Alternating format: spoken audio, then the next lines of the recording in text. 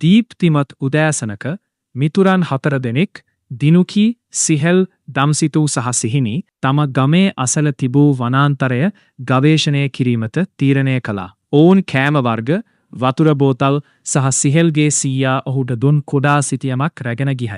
සුළඟ හමන විට ගස්වලින් නැගෙන හඬ නිසා ගමේ සියලු දෙනාම එම වනාන්තරය කෙදිරිලි වනයේ ලෙස හැඳින්වූහ. ළමයින් වනාන්තරයේ ගැඹුරට යන විට ඔවුන් වර්ණවත් සමනලුන්, උසගස් සහ දිලිසෙන දිය පහරක් දුටුවෝය. දම්සිතුට සමහර ප්‍රදේශ හානි වී ඇති බව පෙනුනි. කැඩුණු අතු, ප්ලාස්ටික් බෝතල් සහ නොසැලකිලිමත් අමුත්තන් විසින් දමා ගිය කුඩා ගිනි අවුළු පවා එහි තිබුණි. මේ වනාන්තරය දුකින් වගේ පෙනුවා දිනුකි පැවසුවාය. එකවරම ඔවුන්ට කුරුළු හඩක් ඇසුනි. මිතුරන් හඩ එන දිශාවට ගොස් කුණු ගොඩක් යට සිරවී සිටින කුඩා කුරුල්ලෙකු සොයාගත්තා.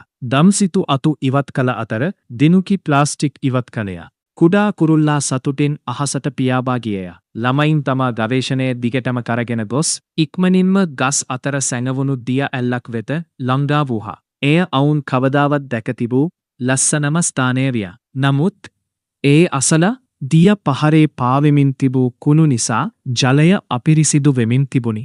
අපි මේ ගැන යමක් කළ යුතුයි, සිහිනි පැවසුවාය. මිතුරන් 4 දෙනා සවස මුළුල්ලේම එම ප්‍රදේශය පිරිසිදු කළහ. ඔවුන් කුණු එකතු කළා, පැරණි ගිනි අවුළුවල් අවශේෂ පස්වලින් වැසුවා සහ ස්වභාව ධර්මය ආරක්ෂා කරන ලෙස අමුත්තන්ට මතක් කරන පුවරුව තැබුවා. ඔවුන් නැවත ගමට පැමිණි විට තමන් දුටු දේ සියල්ල ගම්වැසියන්ට පැවසුවා. ඉක්මනින්ම බොහෝ ගම්වැසියන් වනාන්තරය පිරිසිදු කිරීමට සහ ආරක්ෂා කිරීමට එකතු වූහා. ඒ දිනෙන් පසු කෙදිරිලි වනය තවදුරටත් හරිතවත් ස්ථානයක් බවට පත්විය.